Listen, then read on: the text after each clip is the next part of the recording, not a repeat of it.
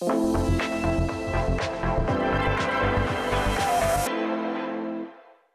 à toutes et à tous et bienvenue dans l'École du Futur. Très contente de vous retrouver pour cette nouvelle émission dont voici le programme. D'abord, on va démarrer par notre focus avec le Clémy, vous vous en doutez, qui nous propose un nouvel épisode de sa série La famille tout écran pour aider petits et grands sur leur rapport aux écrans. Et on regarde, et ça rime, tout ça dans un instant. Et puis elle a une idée derrière la tech, c'est Lisa de Bernard qui est avec nous aujourd'hui. Bonjour Lisa. Bonjour Philippine. De quoi vous allez nous parler? Eh bien, je vais vous parler de cybersécurité dans les collèges et les lycées. Ah, ça Moi aussi, ça rime. Bravo, oh là là là là, exceptionnel. Et une nouvelle émission aujourd'hui dédiée à décrypter les habitudes numériques de la jeune génération. Une récente enquête réalisée auprès des 16-25 ans révèle un paysage en pleine mutation. Alors que plus de 8 jeunes sur 10 déclarent ne pas pouvoir se passer des réseaux sociaux, ils sont aussi nombreux à supprimer des applications, souvent par manque d'intérêt ou pour gérer leur temps d'écran. Alors comment comprendre ces dynamiques parfois complexes et même contradictoires? On en parle avec notre invité, il est en duplex aujourd'hui avec nous. Bonjour Max Arangy. Bonjour. Bonjour, c'est un immense plaisir de vous recevoir. Mais je vous en prie, vous êtes rédacteur en chef adjoint de Diploméo. On va en parler de ce sujet parce que justement, vous avez mené une enquête là-dessus très récemment. On en parle dans un instant, juste après le focus. D'abord, donc, pour démarrer l'émission, on regarde un épisode de votre série préférée, La famille tout écran, qui nous est proposée par notre partenaire, le Clémy. Sur le même sujet que la famille tout écran, avec une plongée aujourd'hui au cœur de la vie numérique des jeunes âgés entre 16 et 25 ans. Une génération, vous vous en doutez, vous le savez aussi, on en parle régulièrement ici, pour qui les réseaux sociaux sont devenus une composante essentielle du quotidien. Des plateformes qui sont avant tout utilisées pour communiquer avec leurs proches, mais aussi pour se divertir et pour s'informer. Alors cette omniprésence n'est pas sans poser bien sûr de questions. Comment les jeunes gèrent-ils notamment leur présence en ligne? Quelles sont les limites de ces plateformes? Et puis quel est le rôle des acteurs de l'éducation et de la société? Quel rôle ont-ils à jouer? On pose les questions à notre invité justement tout de suite dans la première partie du talk.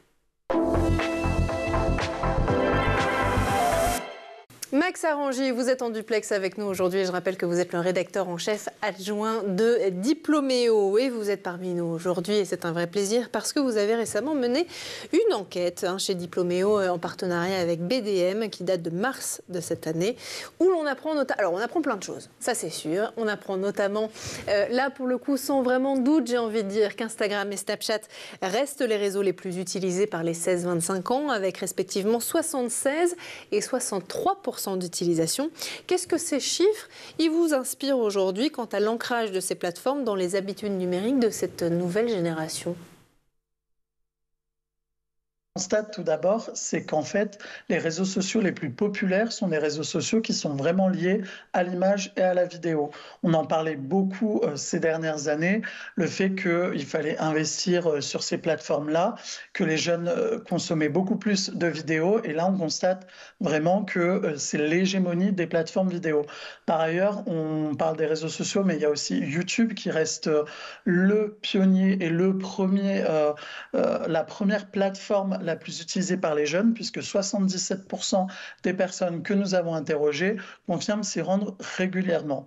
Donc ça, c'est pour le panorama du top 3, mais ce qu'on constate aussi, c'est que globalement, tous les réseaux sociaux, quasiment à l'exception de LinkedIn et de Pinterest, baissent. Il y a un net recul d'ailleurs d'Instagram, puisque lors de notre précédente enquête en 2023, 90% des jeunes confirmaient utiliser Instagram. Aujourd'hui, on est à 76%, donc moins 14 points.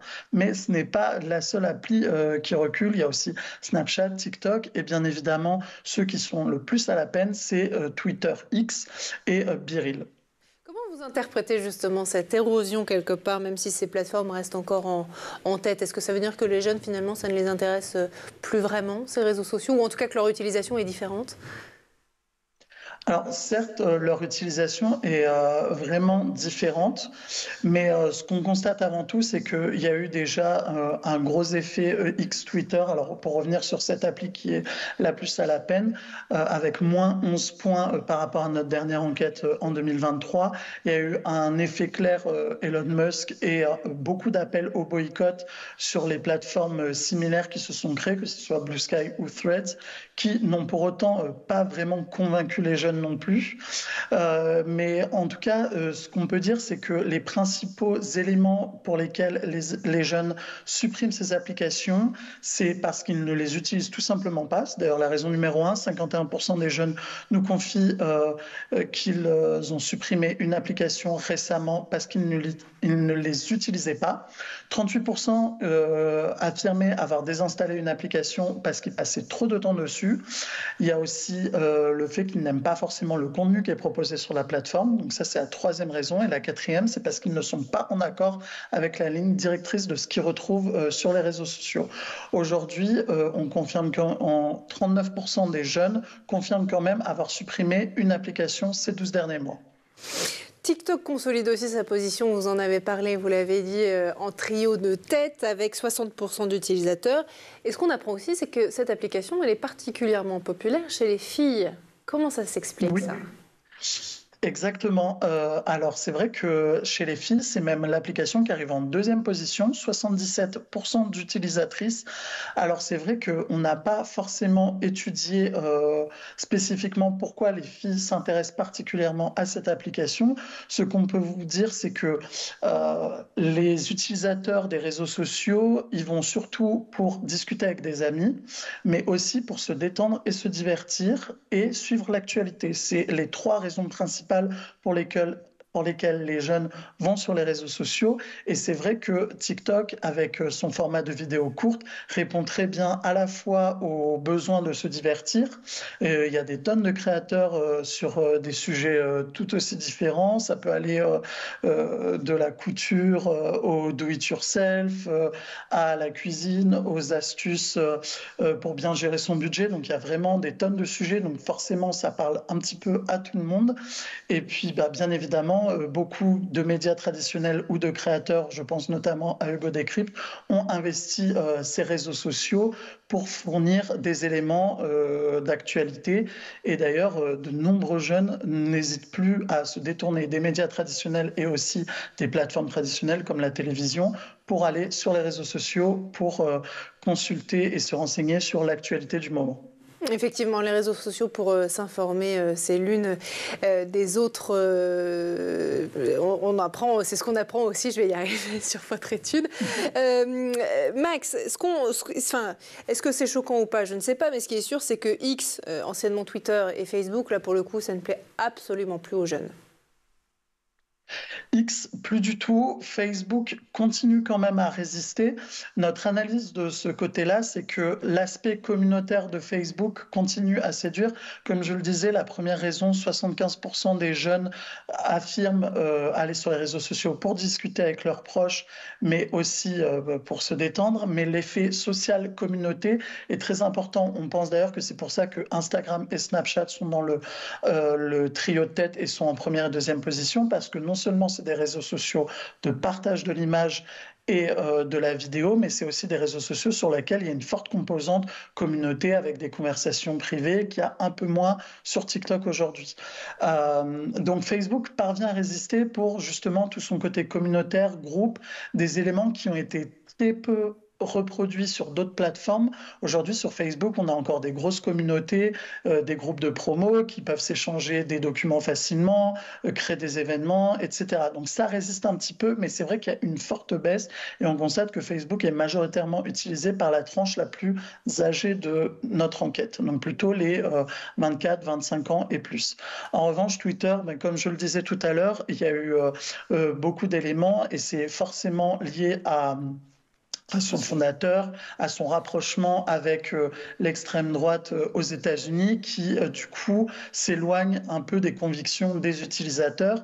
Et forcément, la ligne directrice que donne le fondateur a un impact aussi sur le contenu qui est diffusé. Et encore une fois, comme on le disait, le contenu qui déplaît aux utilisateurs, c'est la troisième raison pour laquelle les jeunes se désinstallent une appli.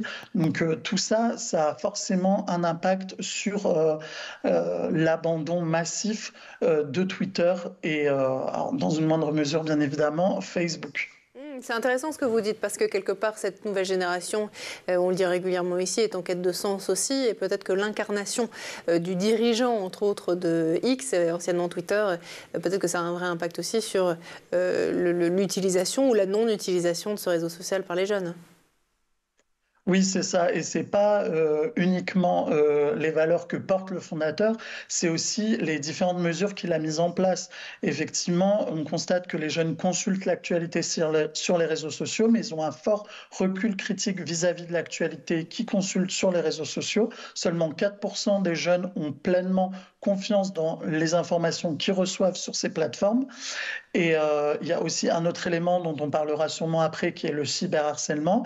Et aujourd'hui, Twitter n'a pas envoyé, enfin plutôt X, n'a pas envoyé des très bons signaux aux utilisateurs sur ce sujet-là, puisqu'on sait que tous les modérateurs et tous ceux qui se chargent de vérifier l'information ont été licenciés. Et maintenant, c'est la communauté qui se charge de mettre ce qu'on appelle des notes, donc qui se charge de vérifier ou non l'information.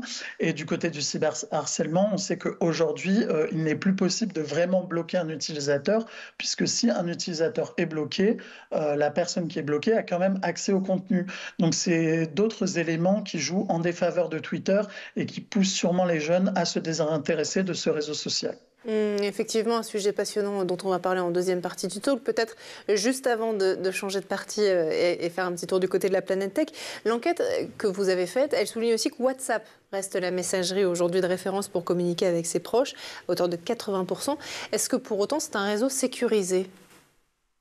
Alors aujourd'hui, tel que les informations sont communiquées aux utilisateurs, on parle d'un chiffrement de bout en bout, ce qui veut dire que personne ne peut accéder aux conversations. En revanche, on sait que là encore, il y a eu un rapprochement entre le fondateur de WhatsApp et Donald Trump et que plusieurs annonces n'ont pas été très rassurantes sur la sécurisation des données sur WhatsApp. Après, il y a aussi toute une question d'éducation des jeunes à ce qu'ils partagent sur les réseaux sociaux. Alors, enfin, là, c'est une appli de messagerie, mais même sur les réseaux sociaux en général, il ne faut pas oublier que tous les éléments, que ce soit des messages, des photos, peuvent être enregistrés par les personnes qui reçoivent les messages ou les photos. Et Internet, comme on dit, n'oublie jamais. Donc, c'est sécurisé d'un point de vue technique pour l'heure, mais pour autant, jamais aucune application n'est vraiment sécurisée puisque ça en dépend de l'usage que font les émetteurs, donc ceux qui envoient les messages, les vidéos, les photos, et les récepteurs, ceux qui consultent le contenu. Bien sûr. Bon, ce que je vous propose en tout cas, Max, c'est qu'on continue à en parler parce qu'il y a plein de choses à dire encore sur l'utilisation des réseaux sociaux et du numérique, notamment par les jeunes. On en parle dans un instant. D'abord, on fait juste un petit tour du côté de la planète tech. Images et vidéos, c'est le Zap, c'est le meilleur d'Internet et c'est l'œil très aiguisé de Jean Martineau.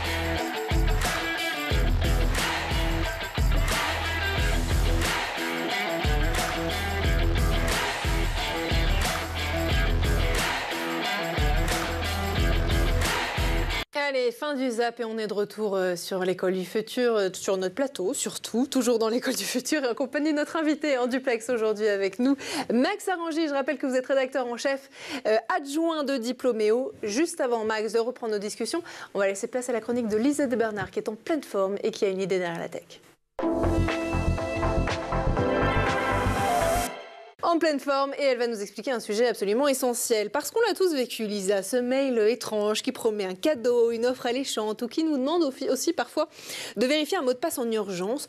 Une seconde d'inattention, un clic un peu trop rapide et on peut tomber dans le piège. Ça nous est déjà tous arrivé. Alors Lisa, aujourd'hui vous allez nous parler justement d'une initiative, on va y arriver, originale, pour sensibiliser nos collégiens et nos lycéens aux dangers du numérique. Son nom, tu cliques ou pas? Alors Lisa, vous nous expliquez ou pas? Je précise qu'elle m'a noté « Ah ah ah, très drôle, quelle bonne vanne » dans mon lancement. Allez Lisa. Un petit peu d'humour quand même. Vous expliquez? Alors du coup, tu cliques ou tu cliques pas, Philippine, en une phrase, c'est une campagne nationale lancée pour sensibiliser les élèves aux risques liés aux hameçonnages, que l'on appelle également phishing. Et ce qu'elle a de particulièrement intéressant, voilà, l'humour ça ne me va pas, après je me suis peu concentrée. Ce qu'elle a de particulièrement intéressant, cette campagne, Philippine, c'est qu'elle ne se contente pas de donner de simples conseils théoriques. Les élèves sont mis en situation réelle lors d'ateliers. Ils reçoivent en fait une série d'emails dont certains sont frauduleux et certains cliqueront, d'autres non. Et ensuite, ils débriefent ensemble. L'objectif, en fait, est de leur faire prendre conscience des pièges les plus courants dans le phishing, comme les fautes d'orthographe, les adresses suspectes ou encore les messages alarmistes. Une approche donc très concrète. Comment ça fonctionne concrètement? Eh bien, pour répondre à votre question, je vais reprendre un cas bien spécifique. En fait, dans un lycée en Île-de-France, des élèves, beaucoup d'élèves, sont tombés dans un piège, il faut le dire, assez sournois. Et je suis d'ailleurs sûre que sur ce plateau, vous et moi, on aurait pu tomber dans ce type de piège. Et oui, puisque au milieu de la série d'emails, eh bien, en fait, il y en avait un qui émanait de leur chef d'établissement. L'objet du courrier, c'était justement de leur demander de changer de manière assez urgente leur mot de passe avec l'adresse d'envoi, forcément, qui leur était familière et la notion d'urgence. Beaucoup d'élèves donc sont tombés dans le piège. Leurs réflexes ont été inhibés, ce qui est justement l'un des pièges classiques de l'hameçonnage. On parle de 40% d'élèves piégés dans cet établissement. Et donc, à l'issue de ce test, les élèves ont été interrogés et la plupart ont reconnu qu'ils ne s'étaient pas posé la question dans ce contexte. En revanche, après avoir compris comment fonctionnait l'arnaque, ils ont affirmé qu'ils réfléchiraient désormais 2 fois avant de cliquer. Donc, ça a l'air de marcher. Effectivement. Qui est à l'origine de cette campagne, Lisa? Eh bien, c'est une initiative qui a été mise en place par le ministère de l'Éducation nationale en collaboration avec le ministère de l'Intérieur, le parquet national et la Commission nationale de l'informatique et des libertés, la CNIL. Et cette campagne, elle est déployée partout en France? Alors, pour l'instant, elle est expérimentée dans plusieurs académies et pourrait être généralisée si les résultats sont concluants. L'Éducation nationale cherche à renforcer l'éducation au numérique des élèves. Donc ce type d'initiative s'inscrit plutôt dans une dynamique un petit peu plus large. L'idée à terme, ça serait d'intégrer ce type d'apprentissage directement dans le parcours scolaire, un peu comme on sensibilise aux dangers d'Internet ou aux fake news. Effectivement. Bon alors, conclusion, tu cliques ou tu cliques pas? Je clique pas. Je clique pas. Je clique pas parce que j'ai écouté cette chronique et je ne clique pas. Tout à fait. Cette chronique, d'ailleurs, je trouve, devrait être diffusée dans tous les établissements scolaires à des fins de prévention et de sensibilisation. Allez, allez, pourquoi pas. Bon, merci beaucoup, Lisa. En tout cas, on lance ensemble toutes les deux, toutes les trois, même tous les trois, la deuxième partie du talk. Ben oui, tous les trois, parce que vous êtes avec nous. Max Arangy, toujours, bien sûr, notre invité, rédacteur en chef adjoint. Vous avez vu, on se marre quand même dans l'école du futur. Parfois, ça part en live, mais en tout cas, on va tâcher de rester un peu sérieux jusqu'à la fin de cette émission. Je rappelle donc que vous êtes rédacteur en chef adjoint de Diploméo. On continue à parler, bien sûr, du numérique, comme vient de nous en parler Lisa, et puis de votre étude. Bien sûr, on parlait juste avant de WhatsApp, la messagerie de référence pour les jeunes, qui leur permet de communiquer avec leurs proches aussi, utilisé à 80%. Vous nous disiez que c'est un réseau sécurisé dans les faits, mais dans la pratique, effectivement, c'est considéré comme un réseau réseau social et donc il faut toujours faire attention. C'est d'ailleurs, c'est votre chronique qui s'étend tout au long de l'émission, Lisa. Faites attention avant de cliquer et de partager des informations. Votre étude, Max, elle a aussi montré que le temps quotidien passé sur les réseaux sociaux tend à s'allonger. Alors ça, c'est assez paradoxal et c'est même d'ailleurs contraire par rapport à tout ce qu'on s'est dit au début de l'émission, avec 38% des sondés qui estiment que leur augmentation et leur utilisation des réseaux a augmenté. Est-ce que c'est quelque chose qui vous a étonné ou pas du tout ? Honnêtement, ça ne nous a pas beaucoup étonné de constater ça. Alors, c'est vrai que ça peut être en contradiction avec tout ce qu'on a vu au début de l'enquête sur le fait que les jeunes suppriment des applications. Mais honnêtement, notre analyse, c'est qu'en fait, les jeunes suppriment des applications non pas pour faire baisser leur temps sur les réseaux sociaux, mais parce qu'ils sont tout simplement plus précautionneux sur les applications qu'ils choisissent et ils se concentrent leur attention sur moins d'applications. Mais pour autant, effectivement, 38% des jeunes confirment que leur temps passé sur les réseaux sociaux a augmenté. Donc ce n'est pas forcément une surprise. En revanche, on constate quand même que, comme je le disais tout à l'heure, 38% des jeunes considèrent qu'ils passent trop de temps sur les réseaux sociaux. Aujourd'hui, c'est un phénomène qui a été pris en main, entre guillemets, par les plateformes. On voit que TikTok et Instagram ont mis en place des outils internes pour pouvoir bloquer de soi-même le temps qu'on passe sur les réseaux. Donc, il suffit de mettre un petit timer, 15 minutes, 20 minutes, 30 minutes. Et au bout de ce temps, une fenêtre s'affiche, bloque l'affichage de l'application pour nous dire que notre temps est passé et qu'on peut aller faire autre chose. Alors ça, bien évidemment, bon, il ne faut pas être naïf. C'est aussi un moyen de répondre à toutes les inquiétudes qu'il y a de la part des parents, des utilisateurs, aussi des organes politiques en France et à l'étranger.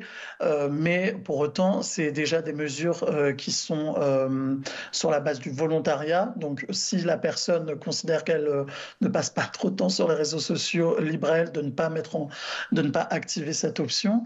Et en plus, bon, elle est très facile à contourner. Donc, c'est pas non plus des mesures très efficaces pour lutter contre la surconsommation des réseaux sociaux. La surconsommation des réseaux sociaux, le temps d'écran, donc on en a parlé, et puis on commençait à en parler aussi à la fin de la première partie du talk, le sujet gravissime, important aussi du cyberharcèlement, parce que 11% des jeunes déclarent dans votre étude avoir déjà été victimes de cyberharcèlement, et Instagram est la plateforme où cela arrive le plus souvent, à hauteur de 41%. Est-ce que là aussi, c'est des chiffres qui vous ont surpris ? Est-ce que ça veut dire que ces plateformes-là, au-delà de la communication qu'elles peuvent faire, notamment on en voit beaucoup là en ce moment dans le métro parisien, et à la télévision, derrière, il n'y a pas grand-chose qui est fait. Alors, ce n'est pas des chiffres qui nous ont surpris dans le sens où, bien évidemment, beaucoup trop de personnes sont victimes de cyberharcèlement. Le bon chiffre serait 0%, mais il est cohérent avec les différents chiffres qu'on a pu voir dans des enquêtes gouvernementales. Donc, au final, ça ne nous a pas réellement surpris. Ce qui est inquiétant, en revanche, et qui nous a surpris, c'est qu'on parle beaucoup de cyberharcèlement de la part de camarades. Donc, 42% des élèves ont confirmé que c'était la source de leur cyberharcèlement. En revanche, ce qui est très problématique, c'est que dans 39% des cas, le cyberharcèlement provenait d'inconnus. Et même chez les mineurs, donc les moins de 18 ans, c'est même 50% des sondés qui déclarent avoir été victimes de cyberharcèlement de la part d'inconnus. Donc ça, c'est très inquiétant puisque les réseaux sociaux, et notamment, on parle d'Instagram, mais il y a aussi Snapchat et Twitter qui sont cités. C'est des plateformes qui permettent assez facilement d'avoir des comptes anonymes et sous couvert d'anonymat, et certains ont des comportements totalement décomplexés. Donc ça, c'est vrai que c'est extrêmement inquiétant. Le petit point encourageant, on va dire, c'est que 66% des personnes interrogées ont affirmé en avoir parlé, que ce soit à leur famille, à la police, à leur établissement scolaire. Donc, ce qui est important dans ces cas-là, c'est vraiment de ne pas rester seul avec le cyberharcèlement. Et c'est d'ailleurs ce que nous avait confié en novembre dernier Gabriel Femenias. Nous l'avions interrogé dans le cadre de la journée de lutte contre le harcèlement scolaire. populaire. Et donc Gabriel Femenias, il est directeur délégué de 3018, donc numéro très important à noter, qui est le numéro de lutte contre le harcèlement et le cyberharcèlement. Et ce qu'il nous avait expliqué, c'est que son association avait travaillé avec les réseaux sociaux et les plateformes pour mettre en place un signalement interne directement depuis chaque application, permettant à la fois à des collaborateurs de chaque réseau social de venir vérifier les messages ou les photos problématiques, les supprimer et prendre des mesures allant jusqu'au bannissement définitif de l'utilisateur. Donc, des actions sont mises en place. Ce qu'on constate, c'est qu'elles ne sont pas forcément mises en place sur la base du volontariat des réseaux sociaux. En tout cas, on a des acteurs en France, on a la chance d'avoir des acteurs en France comme le 3018 qui agissent et qui font des choses concrètement pour lutter contre le cyberharcèlement. Mais malheureusement, je ne sais pas si on a la formule magique pour éviter ces comportements, hormis énormément de pédagogie dans les établissements scolaires, mais aussi dans les familles. Comme disait Gabriel Femenias, c'est un sujet dont il est important de parler avec ses enfants aussi quand tout va bien. C'est vrai que face à ce constat du cyberharcèlement, vous l'avez rappelé, hein, Max, et puis c'est important aussi dans votre étude, près d'un jeune sur deux, 45% utilisent des comptes privés. Ça aussi, c'est une des solutions, en tout cas c'est ce qui est présenté comme une solution par un certain nombre de réseaux sociaux aujourd'hui. Est-ce que pour vous, c'en est une de solution? Est-ce qu'on est beaucoup plus protégé? On n'est jamais vraiment protégé sur Internet de toute façon, mais en tout cas, c'est une solution pour se prémunir, puisqu'on autorise uniquement les personnes qu'on connaît à rentrer dans son cercle d'intimité. Puisqu'au final, les réseaux sociaux, surtout quand ils sont utilisés à titre personnel, je ne parle pas là des comptes de créateurs, d'influenceurs, etc., mais vraiment à titre personnel, c'est juste une extension de son intimité. Au lieu de partager ses photos avec ses amis, alors je vais faire mon très vieux là, mais moi, à l'époque, au lycée, il n'y avait pas beaucoup de réseaux sociaux, donc on imprimait les photos de vacances, on les montrait à ses copains, etc. Au lieu de le faire ça en physique, on fait ça sur nos réseaux sociaux, on partage ce qu'on fait, notre quotidien, et donc c'est ramener un petit peu, réduire le cercle de personnes qui a accès à cet espace d'intimité prolongé sur le numérique. On constate d'ailleurs que les femmes sont plus précautionneuses puisque 57% d'entre elles ont un compte privé. Chez les hommes, c'est seulement 33%. Tout à fait. Eh ben, on pourrait en parler pendant des heures encore et les enseignements sont encore nombreux dans votre étude. Mais ce que je vous propose, c'est de revenir justement d'ici quelques semaines pour nous en parler. Merci beaucoup, en tout cas, Max, d'avoir été parmi nous aujourd'hui. Max Arrongi, je rappelle que vous êtes le rédacteur en chef adjoint de Diploméo dans le cadre de cette étude absolument passionnante sur l'utilisation du numérique, les usages numériques des jeunes entre 16 et 25 ans. Merci beaucoup. Merci aussi à vous, Lisa, d'avoir été parmi nous aujourd'hui. C'est toujours un plaisir. On se marre bien quand même. Un plaisir partagé. Plaisir partagé, toujours. Merci aussi à Edouard Degnaud d'avoir produit cette émission ainsi qu'à toute la régie derrière lui. Et puis nous, comme tous les jours, et dès demain à 12h30, on se retrouve sur School TV. Et d'ici là, prenez bien soin de vous. Ciao.